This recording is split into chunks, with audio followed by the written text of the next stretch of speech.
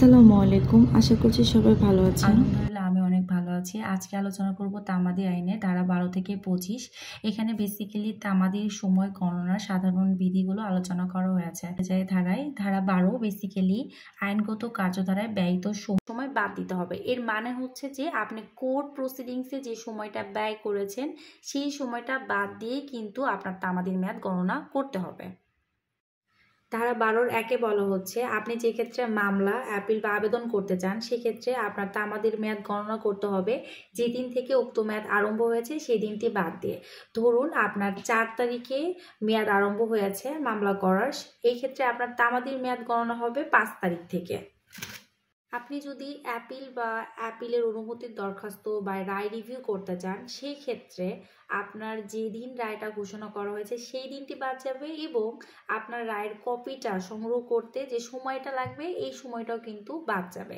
এটা বলা হয়েছে ধারা ১২-২-এ। ধারা ১২-৩-এ বলা হচ্ছে যে আপনি যদি ডিগ্রি হতে কোনো আপিল বা রিভিউ করতে চান সেই ক্ষেত্রে আপনার ডিগ্রি দেওয়ার আগে তো একটা রায় দেওয়া হয়েছে, এই রায়ের নকল উত্তোলন করতে আপনার যে সময় ব্যয় হবে এই সময়টা বাদ দিয়ে কিন্তু তামাদির মেয়াদ গণনা করতে হবে।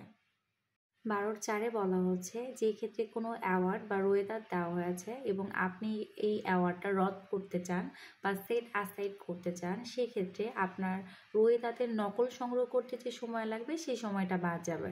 এবং ধারা ১২-কে যদি আমরা সামারাইজ করি তাহলে যে সময়গুলো বাদ যাবে তা হলো যেদিন থেকে তামাদির মেয়াদ গণনা আরম্ভ হয়েছে সেই দিনটি বাদ যাবে, রায় ঘোষণার তারিখটি বাদ যাবে, রায়ের নকল সংগ্রহ করতে যে সময় লাগবে সেই সময়টা বাদ যাবে এবং রোয়েদাদ উত্তোলন করতে যে সময় ব্যয় হবে সেই সময়টিও কিন্তু তামাদির মেয়াদ গণনার সময় থেকে বাদ যাবে। ধারা ১৩-তে বলা হচ্ছে যে ক্ষেত্রে বাদীর মামলা করার অধিকার সৃষ্টি হয় কিন্তু বিবাদী এই সময় বাংলাদেশের বাইরে অবস্থান করে, লাইক বিদেশে অবস্থান করে অথবা বাংলাদেশ সরকার কর্তৃক প্রশাসিত কোনো এলাকার বাইরে থাকে, তখন কিন্তু সেই সময়টা বাদ দিতে হবে। মানে বিবাদী যখন থাকবে না সেই সময়টা কিন্তু কাউন্টে হবে না। এবং ১৩ ধারা কিন্তু মূল মামলার ক্ষেত্রে প্রযোজ্য। ধারা ১৪-র বিষয়বস্তু হচ্ছে ৪টি বা শর্ত বলতে পারেন। প্রথমত ধরুন এ নামক একজন ব্যক্তি তিনি একটি মামলা দায়ের করেছেন এবং এই মামলাটি তিনি এখতিয়ারবিহীন আদালতে দায়ের করেছেন। দ্বিতীয়ত তিনি তামাদির মেয়াদের মধ্যেই ভুল আদালতে মামলাটি দায়ের করেছিলেন। তৃতীয়ত মামলাটি তিনি সরল বিশেষে দায়ের করেছিলেন এবং ফাইনালি এটা হচ্ছে যে মামলার কার্যক্রম একই পক্ষদের দ্বারা দায়ের করা দেয়ানি কার্যক্রম হতে হবে। সো একই পক্ষদের মধ্যে হয়েছে এবং একই প্রতিকার ছিল। ধারা ১৪-র বিষয়বস্তু দুইটি, একটি হচ্ছে মূল মামলা, দ্বিতীয়টি হচ্ছে দরখাস্ত। ধারা ৫ এবং ১৪-র মধ্যে যদি আমরা পার্থক্য করি তাহলে মেইন পার্থক্য হচ্ছে ৫ ধারা মূল মামলার ক্ষেত্রে প্রয়োগ করা যায় না, অন্যদিকে ১৪ ধারা কিন্তু মূল মামলার ক্ষেত্রে প্রয়োগ করা যায়। আরেকটি পার্থক্য হচ্ছে ৫ ধারা আদালতের স্বেচ্ছাধীন বিষয় আর ১৪ ধারাটি হচ্ছে আদালতের বাধ্যতামূলক বিষয়। ধারা ১৫-তে বলা হচ্ছে বেসিক্যালি কোনো মামলা বা ডিক্রিজারের দরখাস্তের ক্ষেত্রে যদি কোনো নিষেধাজ্ঞা বা কোনো আদেশ দ্বারা এই বিষয়গুলোকে স্থগিত রাখা হয় বা মুলতবি রাখা হয় সেই ক্ষেত্রে যে সময়ের জন্য এই সময়টাকে মুলতবি করা হয়েছিল সেই সময়টা কিন্তু বাদ যাবে। এবং ধারা ১৫-২-এ বলা হচ্ছে যে মামলার ক্ষেত্রে পূর্বে নোটিশ দিতে হয় এই নোটিশের সময়টা কিন্তু তামাদির মেয়াদ গণনার সময় থেকে বাদ দিতে হবে। ধারা ১৬-র বিষয়বস্তু হচ্ছে ডিক্রিজারের বিক্রয় রদ করার কার্যধারা মুলতবি থাকাকালীন সময় বাদ দিতে হবে। এর মানে হচ্ছে ধরুন এ বি এর এগেনস্টে একটা ডিক্রি লাভ করেছে, এ হচ্ছে ডিক্রি হোল্ডার এবং সে আদালতের ডিক্রিজারের আবেদন করার ফলে আদালত পি নামক প্রপার্টি বিক্রি করেছে। এই ক্ষেত্রে সি হচ্ছে এই জমিটার ক্রেতা ছিলেন, তার দখল লাভের তামাদির মেয়াদটাই কিন্তু এখানে আলোচনা করা হয়েছে। এই ক্ষেত্রে তামাদির মেয়াদ গণনা করতে হবে বিক্রয়টি রদ করে দেওয়ার জন্য যে কার্যক্রম চলছে বা শুনানি চলছে এই সময় যে সময়টা ব্যয় হয়েছে এই সময়টা বাদ দিয়ে গণনা করতে হবে। ধারা ১৭-তে বলা হচ্ছে মামলা করার অধিকার লাভের পূর্বে যদি মৃত্যুবরণ করে তাহলে ফলাফল কি হবে। ধারা ১৭-র বিষয়বস্তু দুইটি, মূল মামলা এবং দরখাস্ত। ধারা ১৭-র ১-এ বলা হচ্ছে কোনো একজন ব্যক্তি যদি জীবিত থাকতো তাহলে তার মামলা বা দরখাস্ত করার অধিকার সে লাভ করত, কিন্তু এই অধিকার লাভ করার আগেই সে মৃত্যুবরণ করেছে। এই ক্ষেত্রে তার যে আইনানুগ প্রতিনিধি রয়েছে তারা যোগ্যতা সম্পন্ন হওয়ার সময় থেকে তামাদির মেয়াদ গণনা শুরু হবে এবং তারা মামলা বা দরখাস্ত করতে পারবে। 2-এ বলা হচ্ছে যে ক্ষেত্রে কোনো একজন ব্যক্তি যদি জীবিত থাকতেন তাহলে কেউ তার বিরুদ্ধে মামলা করতে পারতেন, তার মানে এক্ষেত্রে বিবাদী, কিন্তু তার পূর্বে সে মৃত্যুবরণ করেছে। এই ক্ষেত্রে তার আইনানুগ প্রতিনিধি যিনি রয়েছেন তিনি যার বিরুদ্ধে তার বাদী মামলা দায়ের করতে পারবে বা আবেদন করতে পারবে, সে যখন যোগ্যতা সম্পন্ন হবে, যখন তার মামলা করতে পারার অধিকার সৃষ্টি হবে বাদীর সেই বিবাদীর আইনানুগ প্রতিনিধির বিরুদ্ধে, তখন থেকে কিন্তু তামাদির মেয়াদ গণনা শুরু হবে।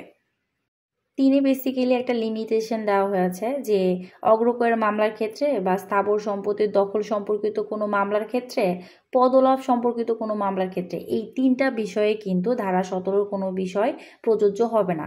আমরা কিন্তু আগেই বলেছি যে ধারা 17-র বিষয়বস্তু হচ্ছে 2টা, মূল মামলা এবং দরখাস্ত।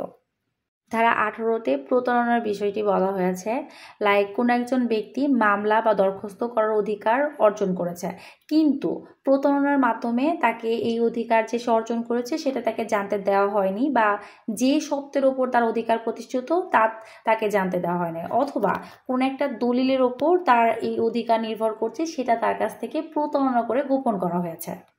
এই ক্ষেত্রে যেদিন সে সর্বপ্রথম তার প্রতারণার কথা জানতে পারে সেদিন, অথবা গোপন রাখা দলিলটি সে উত্থাপন করতে পারে, অথবা অপর পক্ষের কাছে যে দলিলটা রয়েছে সেটা সে হাজির করতে বাধ্য করতে পারবে, সেদিন থেকে কিন্তু তার তামাদির মেয়াদ গণনা শুরু হবে।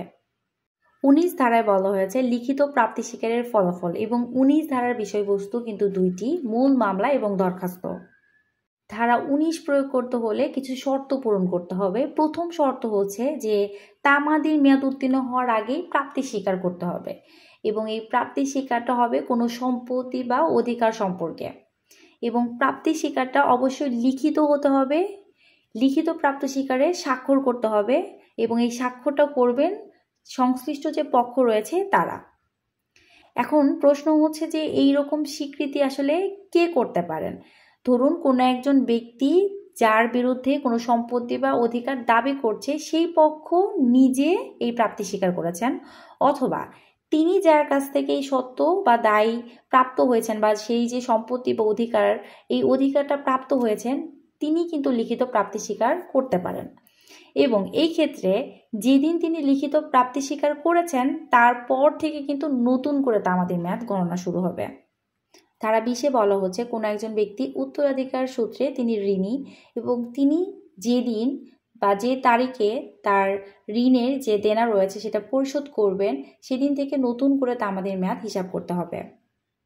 ধারা 21-এ বেসিক্যালি অক্ষম ব্যক্তির প্রতিনিধি কারা হতে পারেন এই বিষয়টি সম্পর্কে বলা হয়েছে। আইনগত অভিভাবক, কমিটি বা ম্যানেজার, বা আইনগত অভিভাবক বা কমিটি বা ম্যানেজার কর্তৃক স্বীকৃত অন্য কোনো ব্যক্তি কিন্তু অক্ষম ব্যক্তির প্রতিনিধি হতে পারেন। ধারা 22-এ বলা হচ্ছে নতুন বাদী বা বিবাদী পক্ষভুক্ত করা হলে এক্ষেত্রে ফলাফল কি হবে। এই ক্ষেত্রে যাদেরকে নতুন করে বাদী বা বিবাদী হিসেবে পক্ষভুক্ত করা হয়েছে তার জন্য মামলাটি সেই তারিখেই দায়ের করা হয়েছে বলে কিন্তু গণ্য হবে। এবং ধারা 23-এ বলা হচ্ছে অবিরাম চুক্তিভঙ্গ এবং অন্যায় করা, যতবার চুক্তিভঙ্গ করা হয় বা অন্যায় করা হয় ততবার নতুন করে তামাদির মেয়াদ কিন্তু গণনা শুরু হয়। ধরুন এ নামক একজন ব্যক্তি বিনা অনুমতিতে বিয়ের সম্পত্তিতে প্রবেশ করেছে, এখন এ যতক্ষণ না বের হবে ততক্ষণ কিন্তু অবিরাম সে অন্যায় করতে থাকবে। বেসিক্যালি ট্রেডমার্ক বা কপিরাইট লঙ্ঘন অবিরাম অন্যায় হিসেবে বিবেচিত হয়। ধারা 24-এ বলা হচ্ছে যে ক্ষেত্রে বিশেষ ক্ষতি না হলে মামলার কারণ সৃষ্টি হয় না, সেক্ষেত্রে যখন নির্দিষ্ট ক্ষতি হবে তখন থেকেই কিন্তু মামলার যে তামাদি এটা গণনা করা শুরু হবে। ধারা 25-এ বলা হচ্ছে সময় গণনা করতে হবে গ্রেগরিয়ান বর্ষপঞ্জি অনুসারে। এই ধারাগুলো থেকে প্রশ্ন আসতে পারে যে আইনগত কার্যধারায় ব্যয়িত সময় বাদ দিয়ে কিভাবে তামাদি গণনা করতে হবে, বা তামাদি গণনার ক্ষেত্রে সাধারণ বিধানগুলো কি।